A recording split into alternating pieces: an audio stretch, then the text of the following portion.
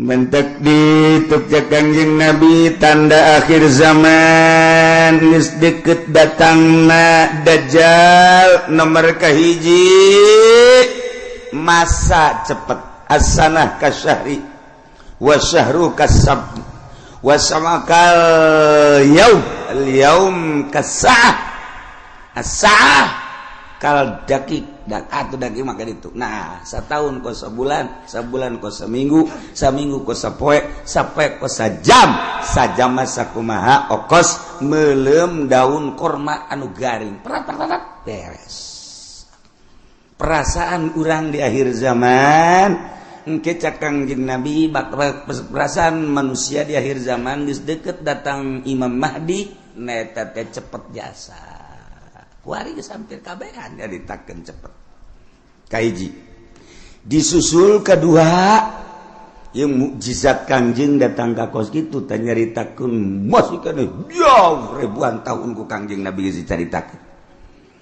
Di akhir zaman sabada terasa cepet ku kabehan zaman bakalna cuaca genjlong. Cuaca genjlong teh artina nu ngaran usim hujan, nu ngaran usim panas. Musim hujan diisi ku panas, musim panas diisi ku usum hujan, sehingga sulit bagi petani untuk menerka musim hujan iraha. Sebab terjelas hujan, teu diperkirakan bulan eta hujan, hujan bae. Teu diperkirakan bulan eta bakal teu hujan, hujan. Teu diperkirakan bakal hujan, henteu. Jadi genjlog waktu. Eta geus tereh deukeut Imam Mahdi datang. Nu paling deket engke setahun hujan teu eureun-eureun. Hujan beta mengacrek bae hujan ke eureun sajam 2 jam mendung deui hujan. Ke eureun sajam 2 jam 5 jam aya genep jam eureun teu hujan ke hujan deui ngacrek bae hujan. Ke aya 12 jam teh hujan berarti sapoe tapi mendung ke beuting na hujan atau peuting teu beurang hujan setahun kitu bae cuman eta hujan teh layum bitun nabat henteu ngajadikeun tatangkalan ongko hujan tapi gararing teu jaradi pepelakan nu melak naon bae ge biasana mun kahujanan nyembrung ieu mah malak garing terjadi. Nah lamun geus eta terjadi eta geus detik-detik terakhir bakal datang Imam Mahdi. Kuari mah kakarak datang ge ka hiji perasaan cepet zaman nomor kadua waktu geus ada ngagenjlog kuari musim hujan musim panas mata Kangjeng Nabi masyaallah ieu mujizat Kangjeng Nabi.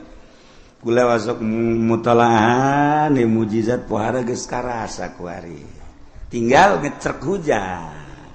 Engke aya suara ti berbagai pelosok. Di kaler aya suara seperti suara ki trompet. Atawa suara ti kidul. Atau ti kulon suara ti wetan atau ti jerotan aya suara gesekan atau suara ti luhur ieu geus sarua geus tereh datang.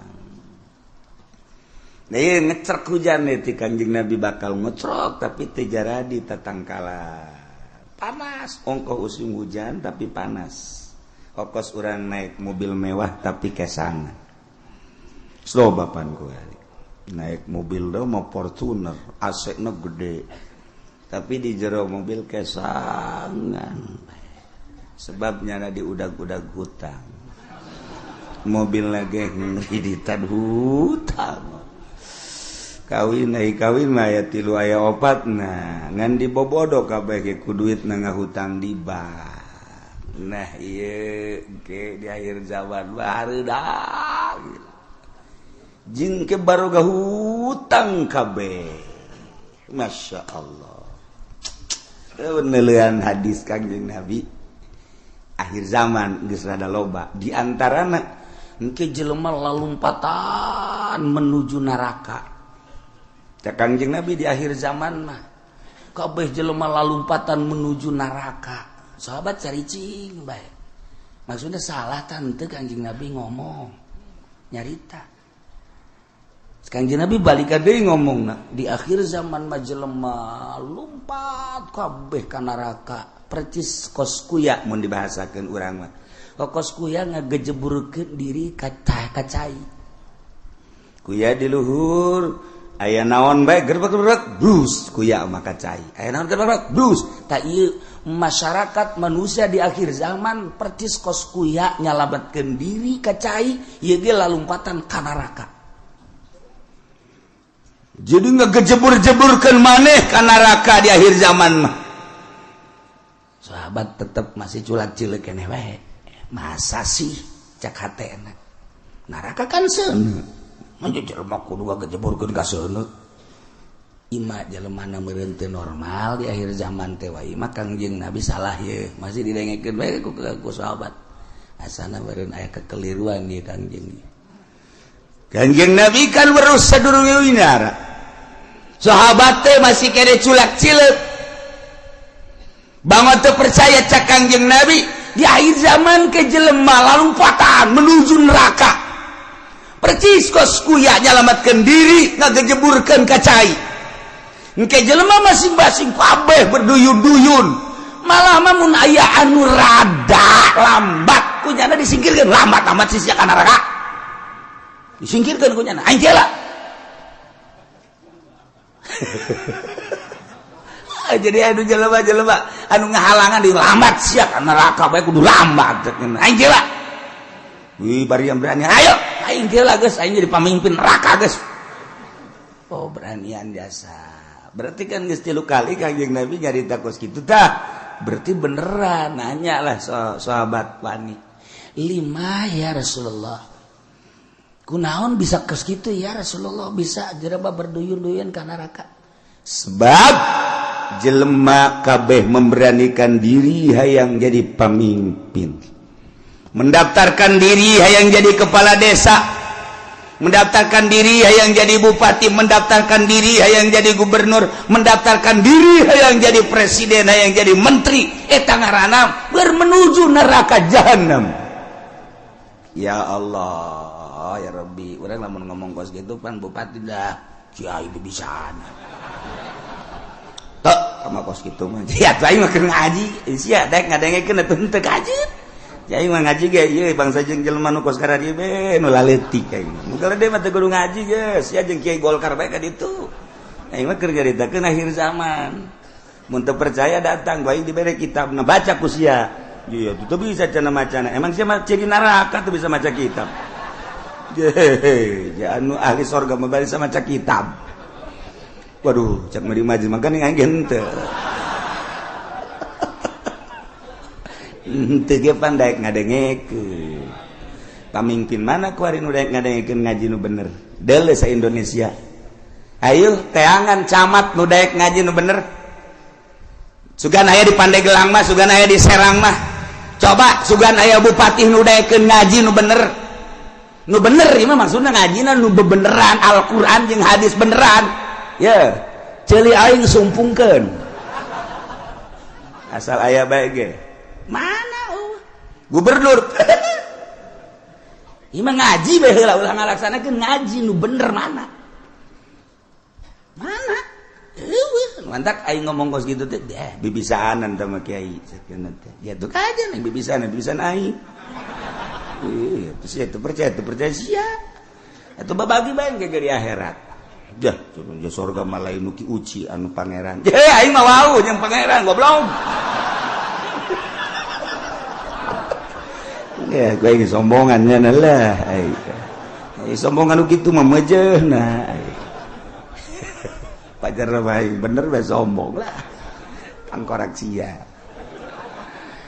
Nah, ieu mah keur carita di akhir zaman. Eta Kangjeng Nabi deuleu lah dikena kitab Mukjizatur Rasul fi akhir zaman. Aya kitabna beuli. Geus mah jang pamimpin bae beuli. Sia mah teu kudu lah. Cukup ngadengekeun di aing geus. ya Kiai Golkar tilok ngomong genuk kitu pan Kiai partai tilok aing ye gua ngomong ye berduyun-duyun jelema menuju neraka kaget sahabat salah ngomong meureun Kangjeng berduyun-duyun jelema ka neraka asalna lain meureun berduyun-duyun jelema ka neraka aya anu mandeg disikirkeun awas ya ayo sia mah ka nerakana halangan aing. Oh berarti bener cek sahabat lima ya Rasulullah kunaon lantaran jelema memberanikan diri hayang mimpin batur puguh diri nage bobolokot ku dosa dek mimpin batur pan di zaman Kanjeng mah asal aya nu hayang we nyekel bendera memimpin perang ulah cek Kanjeng Nabi berarti aya goron di balik mimpin perang aya keinginan nu tersembunyi di jerona ada udang di balik aduh ya ongkos nulungan rangda eta teh ada udang di balik rangda eta kajeun hukum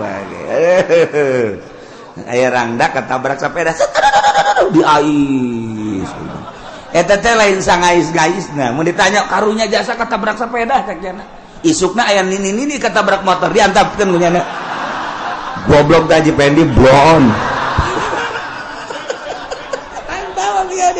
orang ada udang di balik eta aduh masya Allah nah iya ge jekel bendera ketika hayang teh cek Kanjeng Nabi aya gorod ketika embung karak ya masya Allah mulus berarti. Nah jelema di akhir zaman teh anu memberanikan diri yang jadi pemimpin berarti nyana keur lumpat menuju neraka jahanam. Jelema anu dagang di akhir zaman mah berarti jelema anu siap ka neraka anu dagang ge. Sahabat kaget, je pan ka dagang-dagang atuh. Kaget sahabat ge pan ka dagang-dagang kunaon? Sebab di akhir zaman mah eueuh anu teu riba. Dipikir aja berarti menuju neraka kabeh eta geus deukeut tamatah geus kos kitu mah geus deukeut jasa nah cerita akhir zaman tanda-tanda akhir zaman kasatu waladi zina tanda akhir zaman teh mamabok tanda akhir zaman teh kitu sarik maling kabehan maling geus puguh masyarakat maling HP maling sepeda maling motor maling mobil atuh jadi negara ge maraling beda ngaran doang jang masyarakat mah maling jang di luhur mah korupsi beda ngaran urang lembur teh nyahoan korupsi pajar lain maling aya maling mun urang bebeja ka urang lembur kan ini tuh itu tuh tukang korupsi bagus amat bagus sakira teh teu nyahoan korupsi nya mah sarua jeung air mineral barang kurang dibere ini air mineral embung ini mah air mineral mah kunaon eta kan dicampuran mineral oplok cak jana meureun mineral teh pajar ragi lah kira-kira gitu tah nih air mineral bagus nih embung ini mah ai kudu dicampuran mineral mah je ini udikna gebelah ditu deui udik tamati udik teh masih 2 km ka ditu eta loba bahasa-bahasa di akhir zaman mah urang lembur teh nyaho nyaritakeun situasi dan kondisi cak urang lembur teh mah kiai isian malulu cenah ngomong aing mah teu betah urang lembur atuh dibere bahasa kos kitu nyana deuk intelekan ieu urang lembur teu ngarti eta teu nyambung ngaran di lembur mah ngomong lembur bae. Waktu sekolah ye, loba jasa nu nitahan bahasa Indonesia. Teu betah aing mah. Emang teu betah teu bisa, teu bisa. Aing teu bisa asal pakai bahasa Indonesia bae kandas. Okos urang rajek bahasa Jawa, kebel-kebel Sunda deui bae nya ge. Aduh, masya Allah. Nah, iya.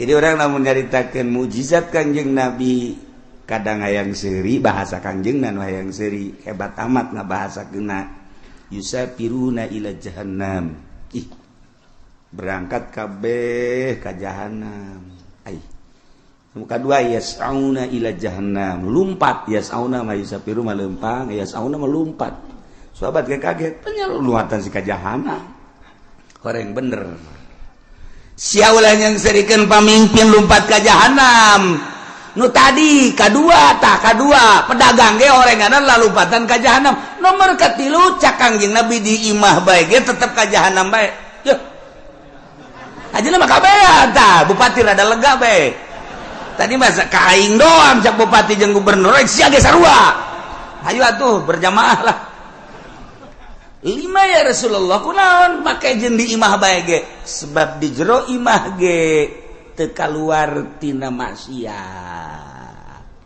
di jero imahna di jero kamarna nyieun kamar deui di jero kamarna nyieun kamar deui dipoekan tetep maksiat bae Allah Karim sebab apa di jero mainnya geus bisa make jaringan internasional sanajan di jero kamarna di kamaran deui kamarna dipoekan tapi nyana bisa nempo Hollywood di jero kamarna di kamaran deui dipoekan tapi nyana keur aya di Hollywood ya Allah ya Rabbi Masya Allah pindahkan keur aya di California Masya Allah pohara ya Allah jauh teuing lah ke California mah pencet deh Texas woi cek nini eta sih negara mana ulah loba omong nih nini mah nini bae nyahona paling ge bojong bae kendal bae nyahona bangsa nu karari itu bae teketos bae geus nyahona kadinya bae pugu di bojong geus sareng di Texas kuari mah eueuh nu teu akur kuari kahirupan di Amerika jeung di Citra aja atuh beda kahirupan di California jeung di BSD teu beda setika can akur sok deuleu naon nu eueuh kuari di BSD lamun di Amerika urang ningali minuman bebas urang turun di pesawat di Abu Dhabi minuman ti mimiti segede cinggir datang ka segede awak minuman haram aya digelat di Abu Dhabi cek urang ieu negara Islam nama ieu tapi pan minuman pohara meuli urang roti di dinya plak nu belah ditu belah kulon nyelempet dibuka aya gambaran jerona roti kula gitu bebeja kan nu sajen kula doang eta geus aja mareuli roti meuli roti garing belah ditu belah ieu kan minuman tuh wow barulut tempat tadi di Abu Dhabi cek kula teh meuli roti belah ditu tah meuli detik sagede korma segala naon teh dibeli buka aya gambaran sia seri emang ngarti tah naon sih maksudna aya gambaran teu make calana sia geus ditutupkeun deui ku kula lah dia kang banjang bawaan ka imah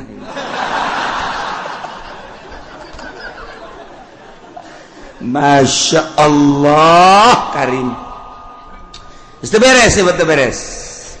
Haji caritana ye, kan hayang ngarokok, kan teu meunang ngarokok bebas. Ayalah tempat-tempatna di bandara teh, di ditu hiji, di dieu hiji dia ya. Karena ada sepi di dia ya. Ulah asup ka dinya. Keur asup mah kula sorangan. Meunang meureun samenit, brus urang baru le datang. Marah ke calana. Make sakieu. Ya, aing betah ya cek. Perlakuan ngalakukeun nu teu senonoh di jero dihareupeun manusia-manusia geus biasa kaluar we kula. Masyaallah Karim. Eta di Abu Dhabi, kos kitu di Abu Dhabi encan di jerona eta kakarak di bandara. Masyaallah Karim, encan di Amerika na, encan di Inggris, encan di Jerman, di Prancis. Teu kudu jauh-jauh di urang emang kumaha gitu. Masyaallah. Tanyakeun ke kacamat ge. Pan nanyakeun ka camat berarti ya rahasia. Geus teu kudu nanyakeun ka urang lembur ka camat anu gaul tapi camat. Saha? Teu jauh kula wae, teu jauh gitu. Jauh jasa. 1 2 3 4 camat nu gaul nu sok biasa kapanggih di satelit. Terus sia mah geus moal nyaho satelit tadi mana? Dasar lembur sia mah. Kampungan. Kos gitulah Indonesia eta ge Tangerang. Mantak berduyun-duyun menuju neraka. di akhir zaman geus eueuh anu teu lumpat ka neraka.